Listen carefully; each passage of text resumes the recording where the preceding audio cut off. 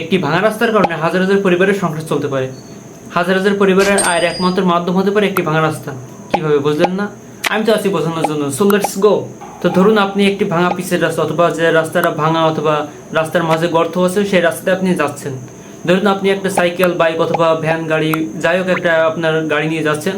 তো যাওয়ার সময় আপনার গাড়িটা ওই গর্তে বেঁধে বা ভাঙা রাস্তায় যে অ্যাক্সিডেন্ট হলো, তাহলে কি হবে? আপনার গাড়িটির ক্ষয়ক্ষতি হবে। আর আপনার গাড়ির ক্ষয়ক্ষতি হলে আপনার গাড়িটিকে গ্যারেজে নিয়ে যেতে হবে। ফলে গ্যারেজের যে মেকানিক আছে তার ইনকাম হবে, তার ফ্যামিলি চলবে।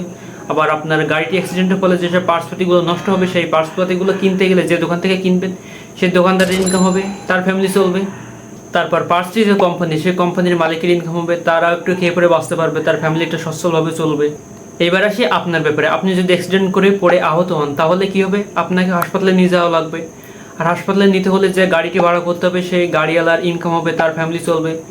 তারপর হাসপাতালে নেওয়ার পরে হাসপাতালে ট্রিটমেন্টের জন্য আপনার হাসপাতালের স্টাফদের, হাসপাতালের যারা ডাক্তাররা আছে তাদের ইনকাম হবে, তাদের ফ্যামিলি চলবে। তারপর আপনি যদি পড়ে গিয়ে চাঁদের দেশে চলে যান তাহলে কী হবে? আপনার শেষক্রিয়া করবে যারা, তাদেরও ইনকাম হবে। তার মানে একটা ভাঙা রাস্তা থাকলে আপনি হয়তো চাঁদের দেশে চলে যাবেন, কিন্তু আপনি চাঁদের দেশে চলে যাওয়ার কারণে আরও হাজারো ফ্যামিলির ইনকাম হবে, আরও হাজারো ফ্যামিলি ভালোভাবে খেয়ে পরে চলতে পারবে। তো আপনি চাঁদের দেশে যাওয়ার কারণে রাস্তায় একটা ভাঙা থাকার কারণে যদি হাজারো ফ্যামিলির পেট চলে, হাজারো ফ্যামিলি যদি স্বাচ্ছন্দ্যে খেয়ে পরে বাঁচতে পারে, তাহলে আপনার কি করা উচিত?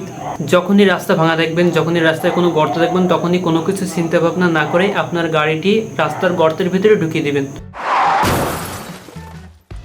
আজকের মতো এটুকুই ফালতু জ্ঞান দিলাম। পরবর্তীতে আবার কোনো ফালতু জ্ঞান নিয়ে হাজির হব। টাটা।